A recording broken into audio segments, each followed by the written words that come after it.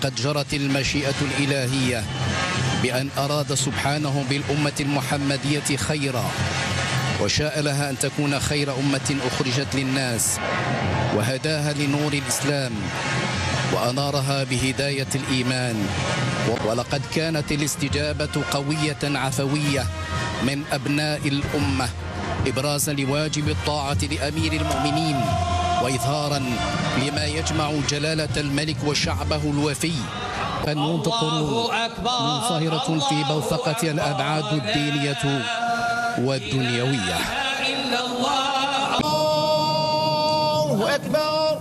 الحمد لله رب العالمين الرحمن الرحيم مالك يوم الدين، إياك نعبد وإياك نستعين، اهدنا الصراط المستقيم صراط الذين أنعمت عليهم غير المغضوب عليهم ولا الضالين.